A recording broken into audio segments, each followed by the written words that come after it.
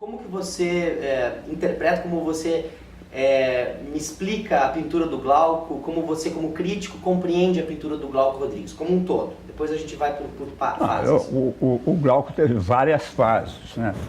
Ele teve várias fases. Teve essa fase inicial da arte engajada, da gravura, que foi um movimento que se espalhou no Brasil a partir de uma visão marxista, comunista de usar a arte como um instrumento de denúncia. Depois ele partiu para uma outra fase. Ele teve uma fase abstrata, em que ele explorava a matéria, que era uma coisa legal, inspirada eu até esqueço o nome de um pintor, um americano que tinha essa linha e tal, ou do italiano. Aí depois ele entrou na outra fase, que ele voltou à figura, e é mais ou menos coincide com o tropicalismo, com um resgate da coisa nacional, da coisa, que de algum modo também lembra de algum modo o modernismo também, quer dizer, em outro nível, mas é essa a temática nacional, e em algumas coisas, quer dizer, aí ele chega a uma simplificação da cor e da matéria e tal, que de certo modo remete a Tarsila, àquela época em que houve uma redução da linguagem pictórica a cores mais simples. Mas aí então eu vejo que ele é um pintor com uma história muito variada e com uma liberdade muito grande. Ele, de certo modo, resgata a pintura figurativa no Brasil. Ele resgata, ele criando, quer dizer, até indo à figuração histórica dos quadros de Vitor Meirelles. Quer dizer, ele se livra de qualquer preconceito criado pela visão moderna. E tudo é matéria de pintura. O que você próprio mencionou aí, que no México isso estava vigente e é uma redescoberta da questão social brasileira.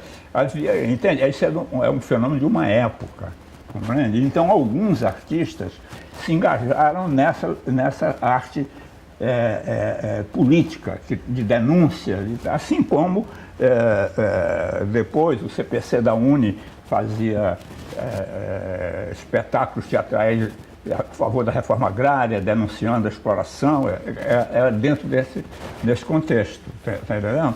E a arte concreta, ela nasce, é outra vertente, não tem nada a ver com política, é uma coisa que vem a partir de Mondrian, do cubismo, e chega de um lado, a uma arte não figurativa, que é o taxismo, sem ordem, sem estrutura racional, e a tendência concretista que se consolida na escola de Ulm com Max Bill. E é essa a tendência que é retomada. Na Argentina, ela foi transferido, o pessoal, um grupo de artistas argentinos viu em Max Bill esse caminho da arte concreta, e através da Argentina, aqui no Brasil também.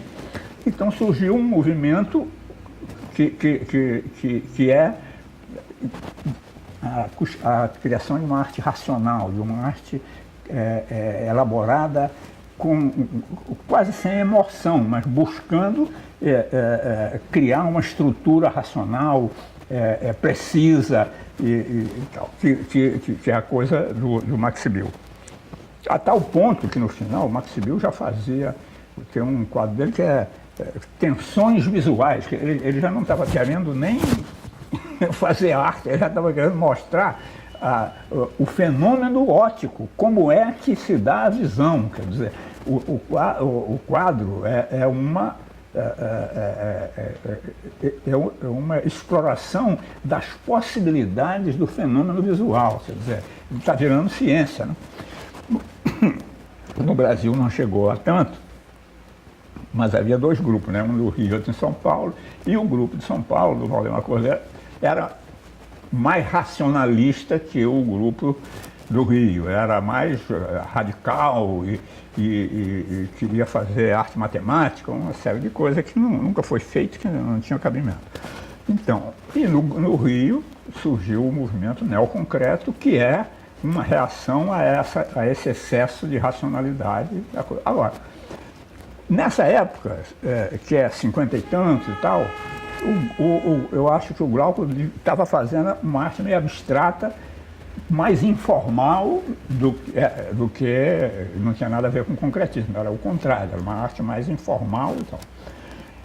E isso vai, mas eu acho que onde ele, de fato, ganha seu rumo próprio é quando ele retorna à figura e passa a explorar essa coisa tropical, essa coisa que é festa e que é cor e que resgata a história brasileira também.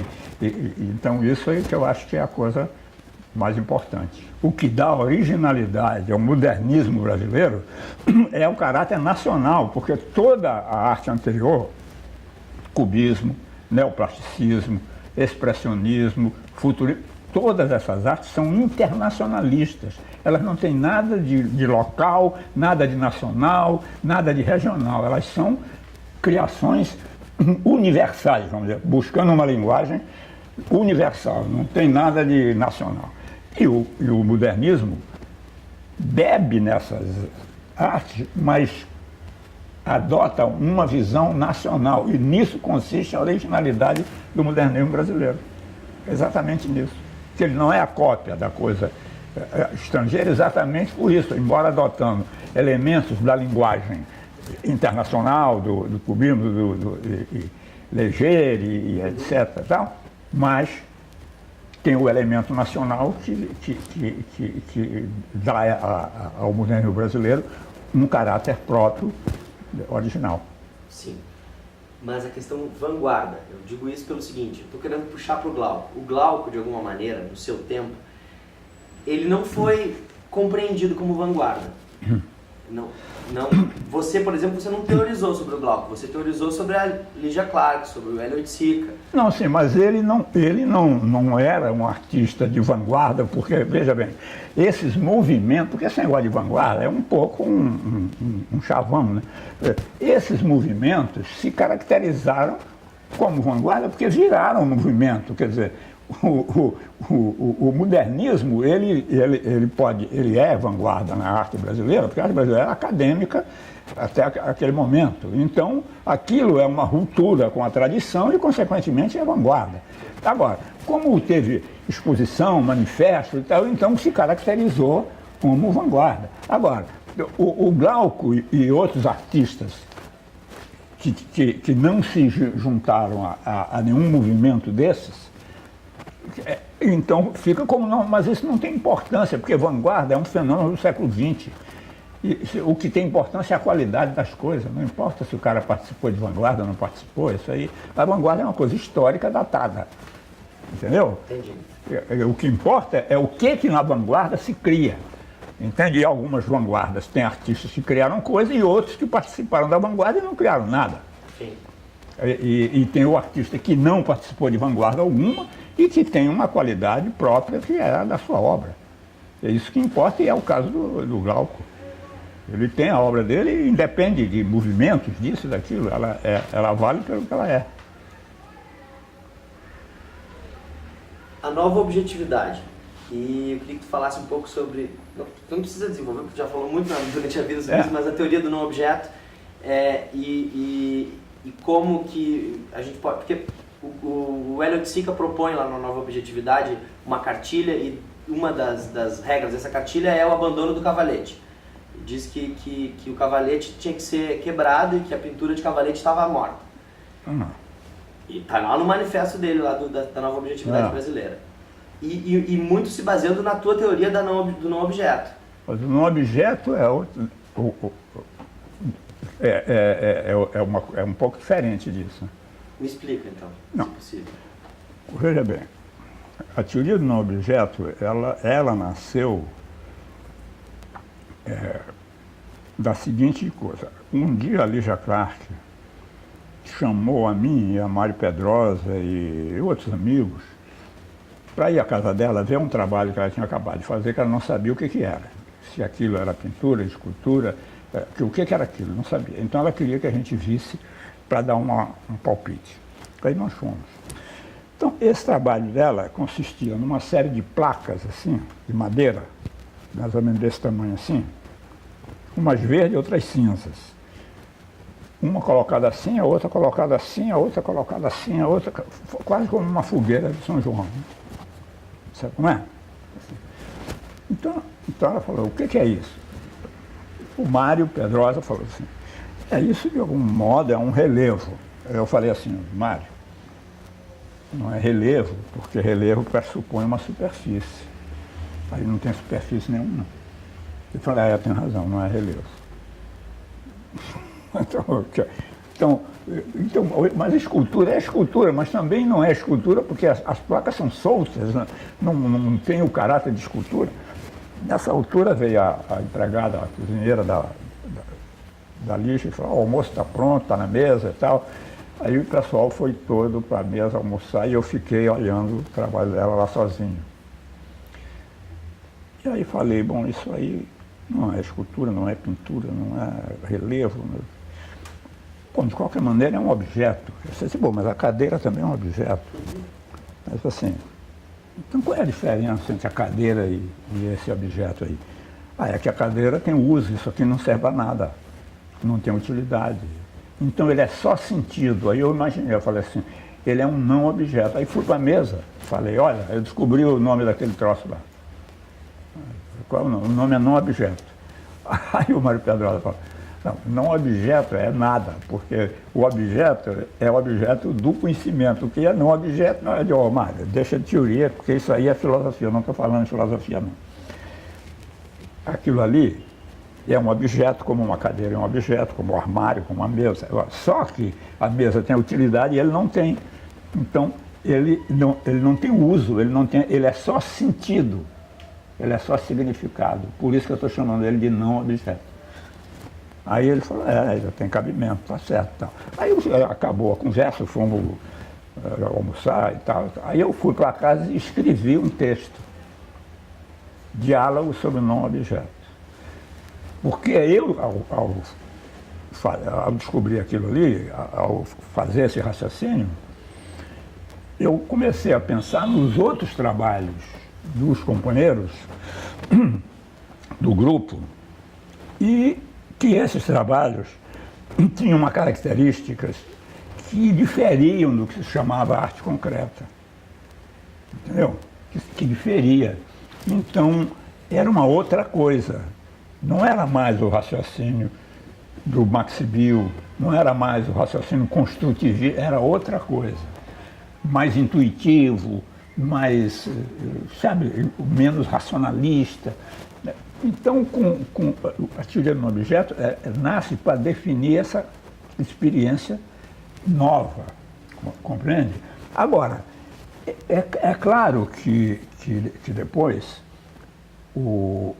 a arte neoconcreta, ela derivou, ela foi evoluindo e chegou ao extremo em Ligia e no Hélio Oiticica. Tem uma parte aí, eu acho chato ficar falando de mim, mas como eu participei disso aí, né? Acontece o seguinte, a poesia tem a ver com isso, a poesia nossa, dos poetas concretos. Eu tinha feito um poema que era assim, verde, verde, verde, verde, verde, verde, verde, verde, verde, verde, verde, verde, verde, verde, erva. Era um quadrado verde, então na minha cabeça, o verde, verde, verde, fazia nascer a erva. A erva nasce do verde. Né? Saiu no Jornal do Brasil o poema, um amigo me telefonou, falou, achei muito legal o teu poema e tal. E você viu como a repetição da palavra verde faz nascer a erva, explode do... Eu falei, não vi nada disso. Eu não li, eu só vi que era tudo verde e não fiquei lendo. Falei, então fracassou o poema. Falei, bom, então como eu posso obrigar o cara a ler palavra por palavra e no final ter uma estrutura visual. Como eu posso fazer isso? Fiquei raciocinando e terminei fazendo o seguinte: escrevi na costa de um papel, de uma folha de papel, osso, aí cortei o papel, mas depois botei nosso, aí botei aqui ovo, aí comecei a fazer um livro escrito nas costas da folha. E aí no final dava uma estrutura visual. E você leu palavra por palavra. Então, era um poema, era um livro que era um poema. O poema não podia ser publicado a não ser naquele livro. Ele e o livro eram uma coisa só. O livro e o poema. Manuseável como um livro. Aí o terceiro livro que eu fiz desse aí não era mais um livro, era um quadrado branco com uma série de folhas que se você abria até chegar no núcleo do poema. Então esse abrir dessas folhas que não ela inspirou a Lígia a fazer o bicho. Você está compreendendo? Sim, claro, e o manuseio, o que é isso que se chama participação do espectador na obra de arte. Isso eu não inventei, o livro... O que ela provoca? Né? Não, o livro é manuseável. Quando eu fiz o livro poema, eu fiz o gesto participar da criação da obra, mas não foi eu que inventei o manuseio do livro, o livro sempre foi manuseado. Mas aí a Lígia pegou esse elemento e criou um objeto metálico, o que não tem palavra nenhuma, e que é só o manuseio e a estrutura, que é uma outra coisa. Partiu do livro poema, mas criou uma outra linguagem. Bom, o prosseguimento dessa experiência, eu, por meu lado, depois de ter feito o livro poema, eu fiz os poema objeto. Aqueles poemas, uma placa branca, um cubo azul, no meio, levanta o cubo, a palavra lembra. Você cobra agora aquela estrutura, aquele objeto tem uma palavra pulsando ali embaixo. Então eu comecei a fazer os poemas objeto. E aí falei, bom, agora eu não vou usar mais só a mão, agora eu vou usar o corpo. Aí fiz o poema enterrado, para entrar com o corpo todo, não é mais só a mão. Aí o Hélio Oiticica, ao ver o poema enterrado publicado no jornal, falou, vamos construir, meu pai está construindo uma casa nova, vamos fazer lá na casa nova esse teu poema enterrado. Eu falei, teu pai não vai fazer isso, cara. Não vai. Ele vai fazer uma caixa d'água, eu vou dizer que não vai fazer caixa d'água porra nenhuma, vai fazer o poema enterrado. Aí fez o poema enterrado, que é uma sala no fundo do chão, você entra, desce uma escada, abre a porta do poema, entra no poema, levanta um cubo vermelho, embaixo tem um verde, levanta o cubo verde, embaixo tem um branco, você levanta, está escrita a palavra rejuvenesça. Bom, esse coisa foi construído e um dia o Estado-Maior Neoconcreto foi para a casa do Hélio Oiticica para inaugurar o poema, estava lá todo mundo e tal, só que tinha chovido 3 dias seguidos e o poema estava inundado. Aí, então não deu para inaugurar. E eu, depois disso, eu não voltei mais na casa do Hélio Oiticica e também outros fatos aconteceram no país, eu me envolvi com política e abandonei a vanguarda e tal, tudo bem. Então, mas o Hélio, a partir do poema enterrado, criou os projetos de penetráveis, que o poema enterrado é o primeiro penetrável. Então a Lígia, por sua vez, desdobrou o bicho e começou a criar outras coisas que não tem mais nada a ver com o bicho, até chegar nas experiências que são meramente sensoriais.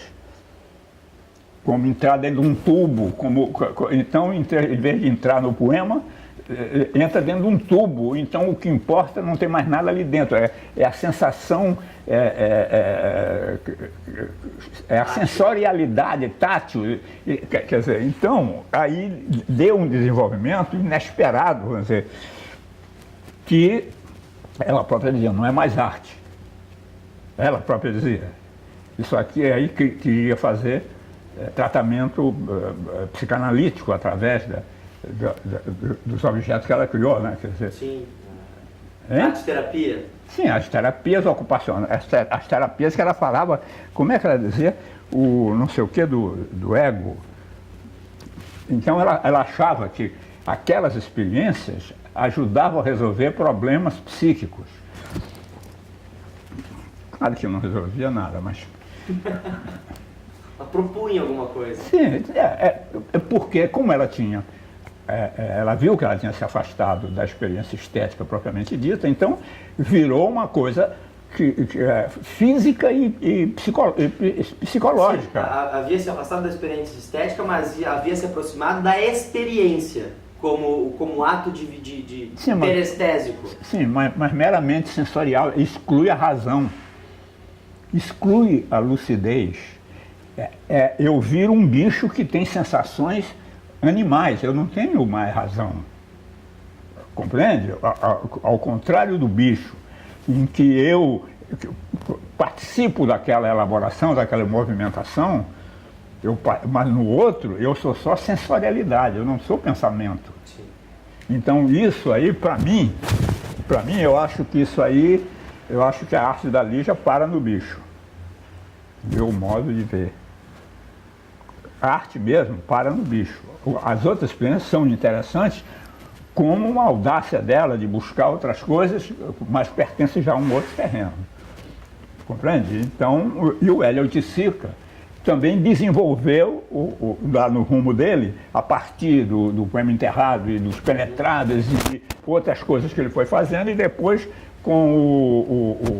foi para a escola de samba, e aí com o negócio de escola de samba ele fez o Parangolé a partir da capa como é que se chama? Aquela dupla que dança, como é? Mestre Sala, Porta-Bandeira. Da Mestre Sala, da Porta-Bandeira. A capa da Porta-Bandeira, quando ela dança, levanta e acompanha os movimentos. Ele se inspirou naquilo para fazer os parangolés. Aí ele enriquece com cores e torna mais variado, mais complexo e tal. E aí eu acho que é isso, mas, sinceramente, a minha maneira de ver, eu acho que isso é um outro tipo de experiência. Tá entendendo? Eu acho que nem tudo que é expressão é arte. Pode ser expressão e não ser arte. Entendeu? O cara pisa no meu pé, eu grito. É expressão, né?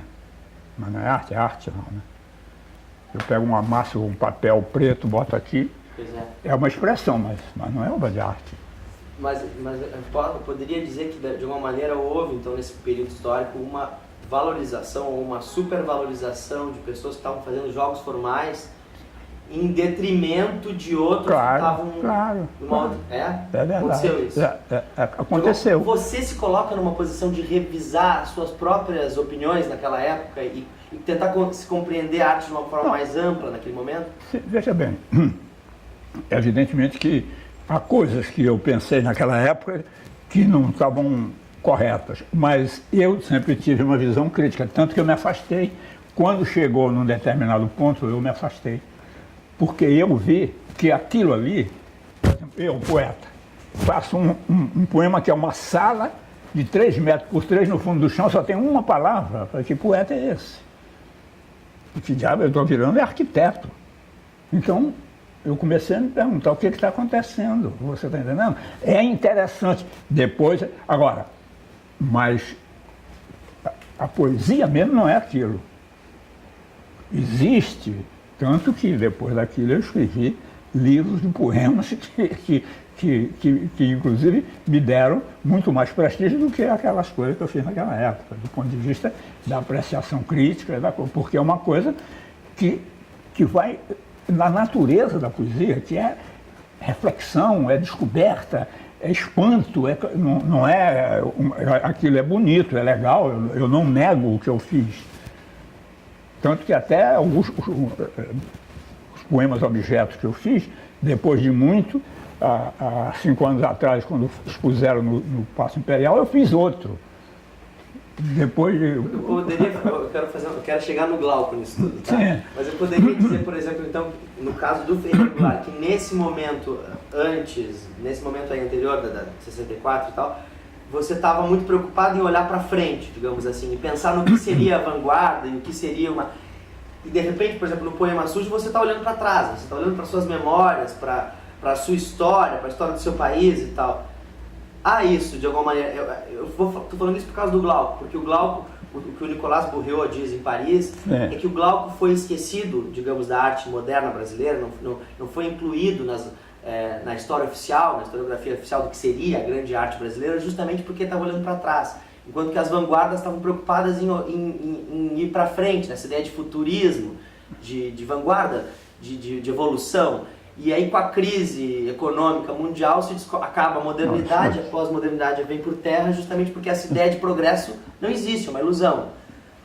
Sim, mas veja, mas o poema sujo não ficou, não é para trás do ponto de vista estético. Não estético, mas do ponto de vista de investigação de si mesmo, mas é outra coisa, é um outro fenômeno, não tem a ver com essa relação, porque a vanguarda também, o concretismo, o que sobrou do concretismo? Vamos dizer, da arte concreta mesmo, o que sobrou? Está na história que é a vanguarda, mas o que sobrou? Qual é a grande obra concretista paulista? Você conhece alguma? Ficou célebre como uma... Não? Entende? Porque aquilo era pobre. E mesmo a arte concreta aqui no Rio, que era melhor que a de São Paulo, mas também ficou o neoconcreto porque ele é uma posição nova diante da vanguarda. Ele é uma contribuição nova.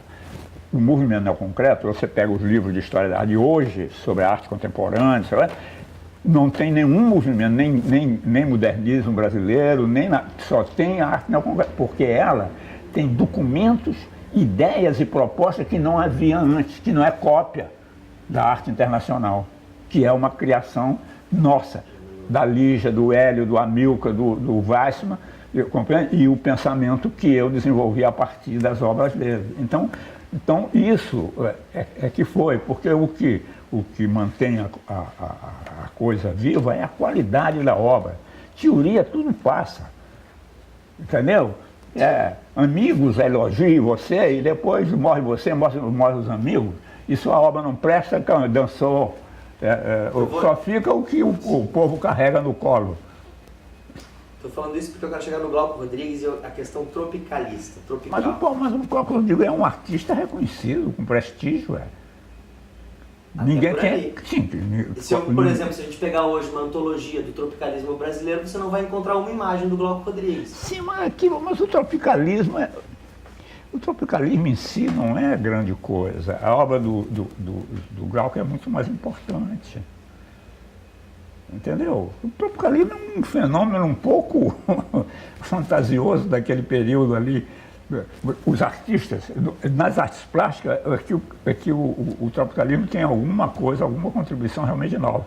Com Antônio Henrique Amaral, Sim, mas aí também tem uma contradição, na medida que a arte, nas artes plásticas, a referência do tropicalismo são os paulistas, os poetas, o Haroldo de Campos...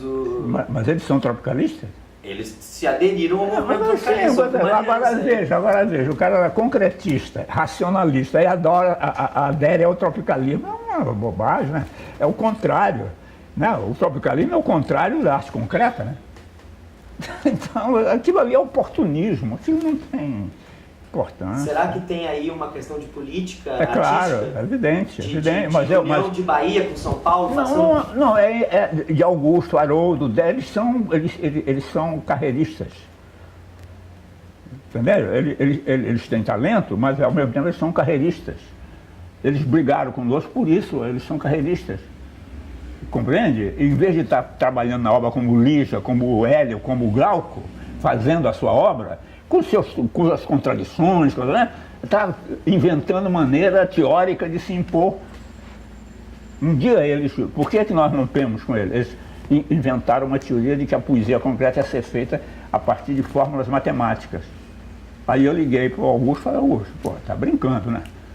Não, é isso aí, porque eu digo, escuta, o movimento é um só, né? Nós todos pertencemos à poesia concreta. Agora, se vocês vão dizer uma coisa que nós não concordamos, com o que nós não concordamos, nós vamos obrigados a romper com vocês. Não, você faça o que você quiser. Aí eles publicaram o artigo da psicologia da composição, a matemática da composição, e eu publiquei do lado. Poesia concreta, experiência fenomenológica.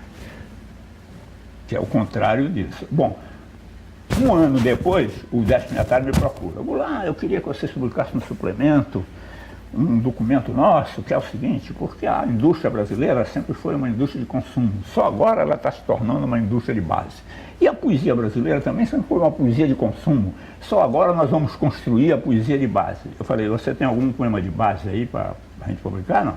Não, nós temos o documento, uma teoria, mais uma teoria. Vem cá, cadê a pintura, cadê a poesia matemática que vocês brigaram conosco? Cadê? Não fizeram, né? Era só teoria. Agora você vem com outra teoria, cara. Faz a poesia de base que eu publico, agora teoria eu não publico. E nunca houve poesia de base nenhuma. É tudo teoria. É tudo teoria, tá entendendo? Não tem nada a ver. O cara, ao invés de fazer a obra, fica fazendo teoria, pô. A teoria é fácil de fazer.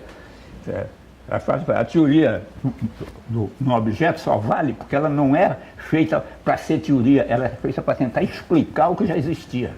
Não é para propor o que não existe. Fazer obra a partir de teoria não dá. Você pode fazer teoria a partir da obra, é diferente, que é o que nós fizemos, entendeu? Então o que vale é a obra do cara. Então o Glauco, você vê hoje os trabalhos do Glauco, você sente a criatividade dele, você sente que é um artista que está ali, que é um criador, que é uma pessoa inspirada, que ele resgatou a linguagem figurativa da arte brasileira, não copiando, porque ele não tem nem temor de versar um quadro acadêmico consagrado, porque ele sabe que a criatividade não está naquele tema, nem naquelas figuras em si mesmo, está em como o artista concebe, em como ele transfigura. É isso que é, é a qualidade que ele tinha. Eu estou falando, o que importa é a obra. O que importa é a obra. Tem muita gente que está citado nos movimentos concretos e neoconcretos que não vão sobreviver e que já não sobrevivem. Só está o nome deles lá. Sobrevive quem fez coisas que realmente têm qualidade, que são criativas, e esses sobreviveram e vão sobreviver. Agora, quem não fez, só porque participou, assinou o manifesto, isso não interessa, não é isso que tem importância. Ferreira, vocês fizeram juntos um álbum do Rio de Janeiro. É. História do Rio. Na verdade, ele leu um poema meu sobre o Rio de Janeiro, e como ele estava fazendo esse livro, que é uma espécie de guia irônico, engraçado e muito inteligente, muito criativo, é um livro muito legal. Aí ele usou o poema, botou o poema no livro, porque o poema tem um espírito meio aproximado dessa visão que ele tem do Rio de Janeiro. Então. Mas é muito bonito o álbum que ele fez, é uma coisa muito legal. Tu acha que a partir da obra do Glauco é possível se vislumbrar, ou se ter uma parcela do Brasil, ou se chegar um pouco do que é o Brasil pictoricamente, ou pelo menos em termos de imagens ou de estofo histórico, cultural? O Glauco contribui, a pintura do Glauco contribui à compreensão do Brasil? Escute, a arte não é para isso. Esse negócio, a arte revela a realidade, é mentira. A arte não revela a realidade nenhuma. A arte cria, inventa a realidade, cara. A Noite de Van Gogh só existe no quadro dele. Sabe? Você conhece algum Hamlet? Conheceu algum Hamlet? Não, né? Só está na peça é uma invenção do Shakespeare. Não existe Hamlet nenhum. É uma invenção. Tem toda a humanidade mais um cara chamado Hamlet, que ele inventou. Entende? Então a obra do artista é uma coisa que ele inventou, que ele criou. Ela vale por si como um acréscimo à realidade do Brasil. O Brasil era uma coisa e com o Glauco ele é mais alguma coisa. Ele tem o Glauco, mais alguma coisa. Ele tem o Amilcar, é mais alguma coisa. Ele tem a Lígia Clark, é isso. O Brasil fica mais rico com a obra do Glauco, do Glauco Rodrigues. Como fica mais rico com a poesia do Drummond. É isso. Se for arte, não estou dizendo que o cara faz uma besteira e acrescenta alguma coisa. Não acrescenta quando é arte, quando é criação. Entendeu? Então, compreende? Quando não é criação, não acrescenta. Entendeu? Acrescenta quando é criação. Então o Glauco acrescenta porque a pintura dele é uma coisa que ele criou. Não existe nenhum pintor que pinte da maneira que ele que cria as coisas que ele criou. É uma coisa própria dele, é um universo próprio dele, que tem o Brasil como tema. Mas não é igual ao Brasil do modernismo de Anita Malfatti e de Tarsila. Não é, é um outro Brasil, entendeu? Que incorpora aquele Brasil e que incorpora, inclusive, o Vitor Meirelles, e que incorpora. Então isso é uma contribuição, sabe? É uma coisa que não importa assim, quer dizer, o que é o Brasil? O Brasil é uma invenção cotidiana. Está sendo inventado todo dia. Importa o que ele fez e que você olha e acha bonito e se comove, e é isso que importa. O resto é teoria. Tá.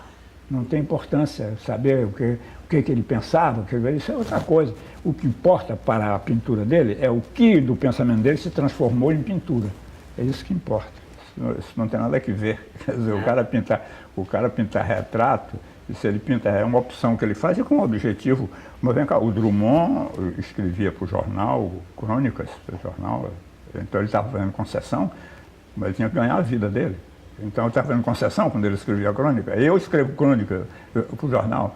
O Paulo Mendes Campos escreveu crônica, o Vinícius escreveu crônica. O que é que tem que uma coisa a ver com outra? São gêneros diferentes. Você pintar retrato é uma coisa. Uma das melhores obras de Portinari é o retrato que ele fez da mulher dele, a Maria, que está no Museu de Belas Artes. É melhor do que todas aquelas coisas que ele fez sociais lá, daqueles miseráveis, retirantes, tá? Aquilo é uma bobagem. É um negócio que o Léger, quando viu aquilo, falou: brutal sem grandeza. Falou.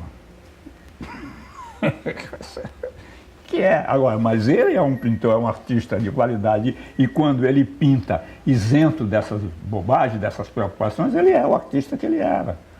Então, os desenhos que ele fez, da série de desenhos, tudo de muita qualidade, muito talento. Aí o cara entra numa teoria, aí como esses entraram na teoria do vanguardismo, e aí foi o próprio Antônio diz, a obra dele, que no começo era muito interessante, muito criativa, virou uma coisa anódina. Tu acha que talvez seja importante para o artista se relacionar com o seu tempo, mas manter a sua coerência? Sim, claro, cara. Você vê, o cara não tem que ficar preocupado em fazer história, ele tem que ficar preocupado, ele faz as coisas porque ele tem um prazer de fazer, ele quer criar obras, ele quer criar coisas lindas, porque eu digo uma coisa que ficou repetida aí para todo mundo. A arte existe porque a vida não basta. É por isso que a arte existe, porque a vida é pouca, não nos satisfaz.